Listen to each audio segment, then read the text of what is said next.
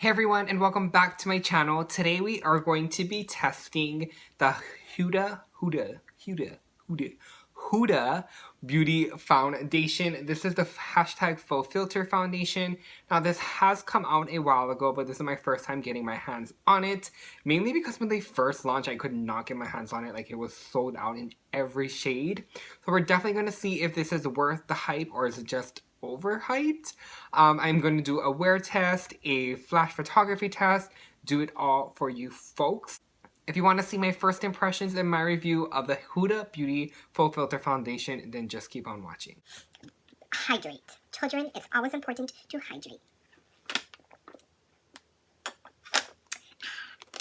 Oh, sorry. Okay. Alright, so I picked up my foundation in the shade Butter Pecan 330N. Now, this wasn't the original shade that I was going to pick up, but I kept looking at swatches. Like, don't look at the swatches on the Sephora website. Like, go to Google and type in, like, Faux Filter Foundation swatches and check it out there versus on Sephora. I feel like it's more true to shade than it is on Sephora. Packaging is really, really nice. Let's read more about this foundation. They have a ton of different shades available, both from light to dark. And let's see what it claims. It says, it is a full coverage cream foundation in 30 shades that visibly conceals blemishes and imperfections to create a flawless airbrushed finish. The coverage is full, finish is natural, formula is liquid. It's for normal, dry, combination, and oily skin. And it comes with 1.18 fluid ounce, and it's good for 18 months. And it's rated, oh wow, it's only rated 4 stars on Sephora. Wow. That's a bit scary. But I'm not gonna formulate any opinions from other people's past experience. I'm going to treat this foundation like a normal foundation routine. That way we can truly test out this bad boy. So I'm gonna go in with my favorite primer, which is the Hangover RX. It's such a good moisturizing primer, but also just prepares your skin nicely to take on foundation. It hydrates it, it smooths it, it is just amazing. I love that stuff. Next, I'm going to be taking the Benefit Professional Primer. This is going to just conceal my pores. I do use quite a bit because I do have crazy enlarged pores in my T-zone areas.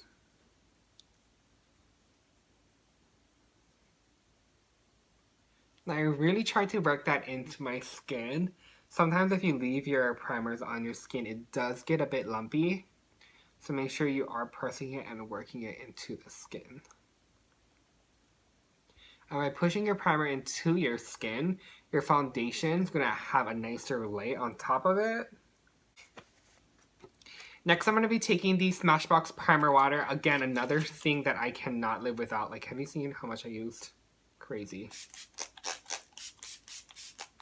I use quite a bit. And I usually just take a clean beauty blender and just pounce that all over thine face.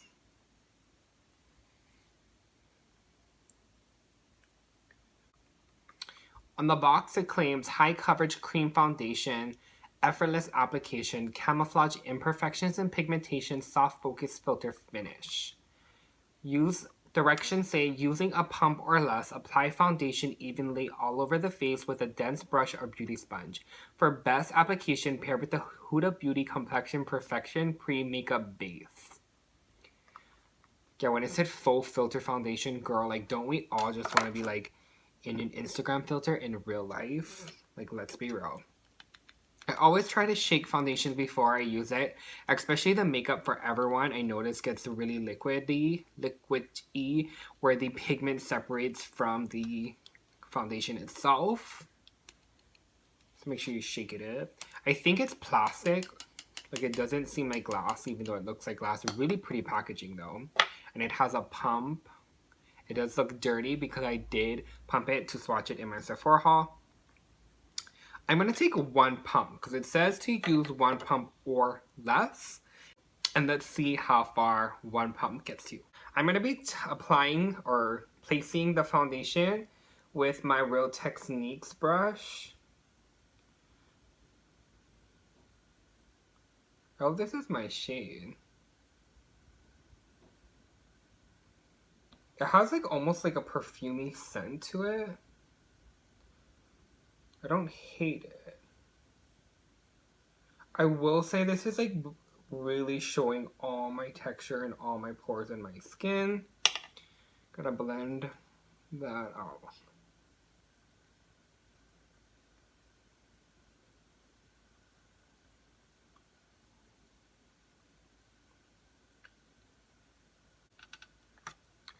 I will say the formula is like almost dry in the sense that it was really hard to place with a foundation brush. So that's with the layer of foundation on, one layer. I think I will have to build up in some areas, but for the most part, it's really, really pretty. Again, it does feel a little bit more drying than some other foundations that I've used. Now I've used 3 pumps to apply foundation. And I typically don't use a flat top kabuki to apply foundation. I just prefer foundation being applied with a sponge. I think that gives me personally, for my skin tone and my coverage liking, the best results.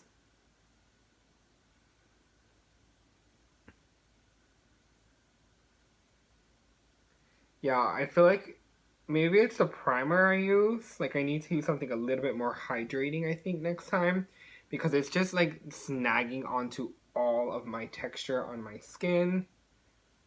Like you see all of it. Yeah, again, it dries super quick. It's a really quick drying foundation. So I would really recommend just applying it and blending it out in sections. Ooh, it's really rough.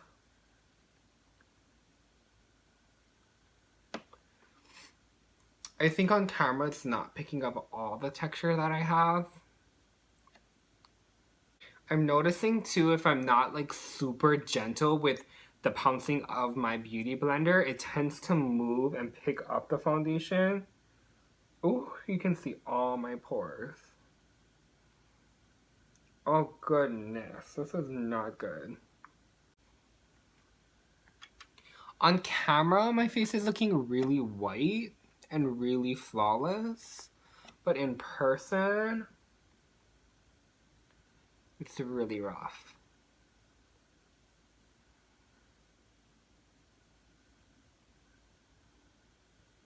I mean, I can see where they say natural for some people, but I feel like the life has been sucked out of my skin and it's not complementing nicely with my skin.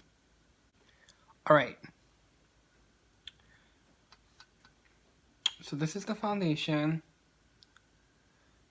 I think it's really, really pretty, but it's just super drying. Like, I think I may need to put some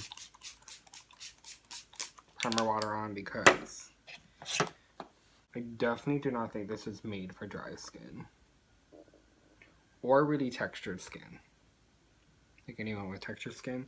Probably not the best. Now I will, before I apply on any additional product, do some flash photography tests just to see if the foundation itself has any flashback. So we have my camera here.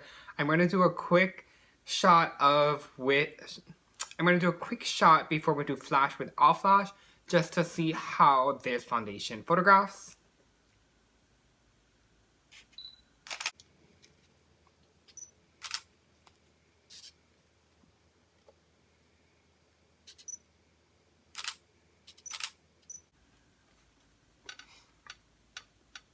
So it is photographing really nicely and very much true to color.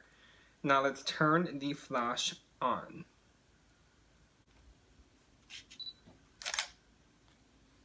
Wait a minute. This foundation is photographing so much better. Wait, let me show you guys. So this is like with no flash, right? Like cute, beautiful, whatever. But then with flash? Like, what? What? Wait. Like, are you seeing that? It is a little bit brighter, but obviously that's what flash does. It does brighten it. But my skin looks perfect. Like, that is like the most perfect foundation. It is amazing. So the first test was the photography test, and it definitely wins. I definitely recommend flash over no flash. But again, that's just me. I just feel like it just blurred out my face and just made me look so flawless. Just to get you familiar with my skin tone and my foundation shade, I will say that I'm closer to like NC 43, NC 40, like in that range. So if you are similar to that, then this shade Butternut Pecan will work perfectly for you folks. I think it's definitely more white on camera than it is in person. But let's go ahead and layer everything else on top of my foundation. Just see how everything sits on top.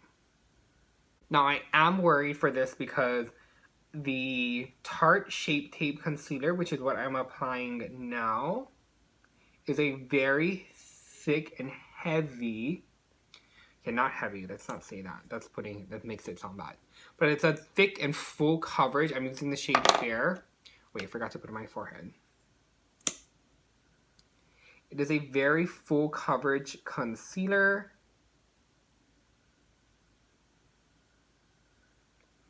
And I have found in the past that using a full coverage foundation, a full coverage concealer, does tend to get a little bit more cakey than normal and than I would like. So I'm a bit nervous to see how this turns out.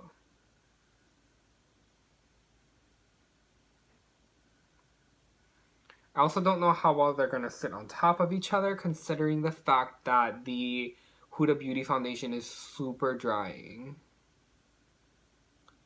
But we shall see.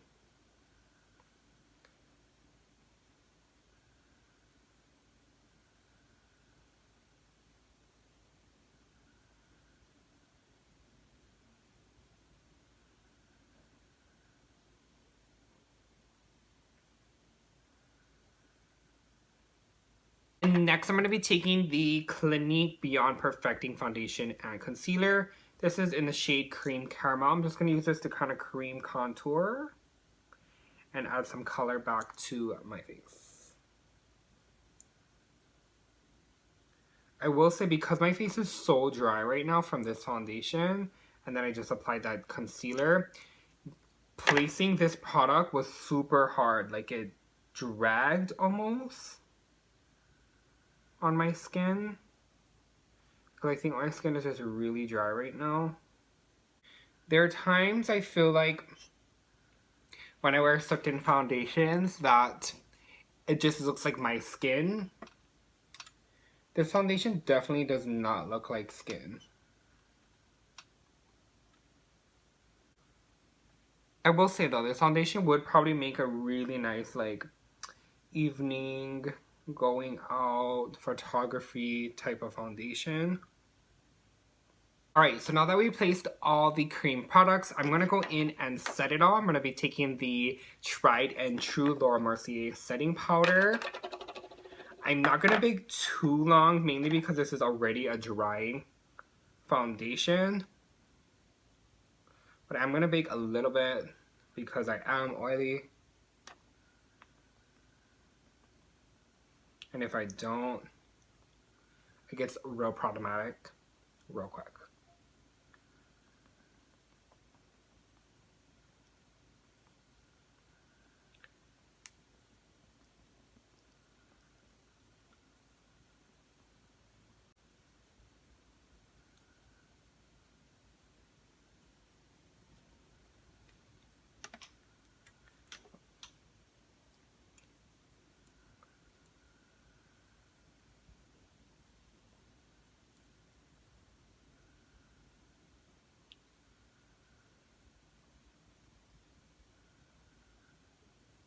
Sorry for the lighting change. This is what I get for filming during the day. That I just need to play with. That I just have to accept what happens with the lighting. I will say by changing the lighting, you can kind of see more of the foundation and the actual coverage that it provides. Again, because this is a super tacky foundation, you really need to ensure that you set it with product before you run any brush over it.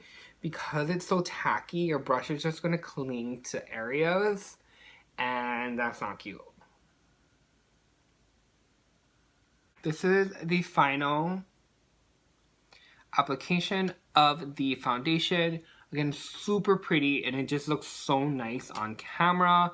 I definitely think this is more of a going out because it's going to just trap in all those pores if you have oily skin. Then if you know you're going to be photographed like a ton, like I think this photograph's so beautiful. Like if you're looking at my skin right now, like I literally look flawless on camera. But in person, I'm still flawless. Just kidding. In person, you can fully see every single pore on my nose. Like, I can seriously count it. And we haven't even worn it for that long.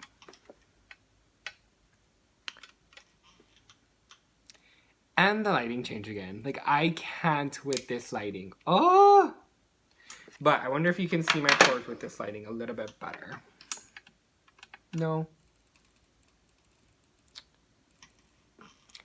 Alright, so I'm going to go ahead and apply the rest of my face off camera, and then we'll be back to do a final recap. Voila. At first, I was just going to do my normal like skin routine where I just do contour, highlights, and bronzers and all of that jazz. But then I was like, why not try and do a eyeshadow look on top of this so we can have more videos as well and more content for you folks. I hope you folks like this look. If you do, please make sure to check out the eyeshadow tutorial down in the description box. I had so much fun creating this. This was inspired by Mitchell, I think is his name on Instagram. But yeah, so this is the full foundation. I will say, once I did set everything went on and blended smoothly and beautifully. I think this foundation is really, really pretty. Again, it's super dry. I did have to set my face with a dewy setting spray, which I usually don't. I kind of just do this area with a dewy setting spray, but the rest of my face I just use a normal setting spray. But my face really, really needed some moisture. But again, I think that this is photographing really nicely. I'll try and get like some close-up shots of it, that way you can really check out the foundation. Up close, like in person, I do feel like I do see a lot more of my pores and like my problematic areas than I do on camera. I feel like on camera I look flawless. Like I look like I have a filter on, and I love that. So this may just be like a photo op kind of foundation. Like if you know you're going to be taking a lot of photos, I think it photographs really nicely, which we should do a last photo. This is pretty.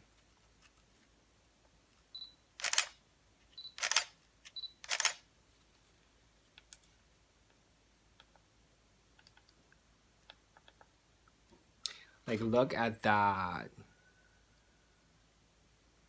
Amazing. This is amazing. I freaking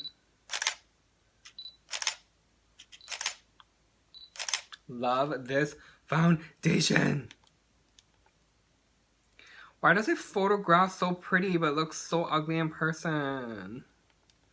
Why must it be this way? Like, it is so pretty on camera. Like, so pretty.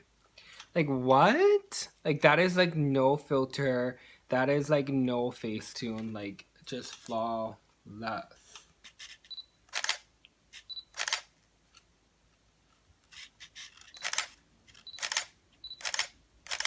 Oh, stop it. Stop it.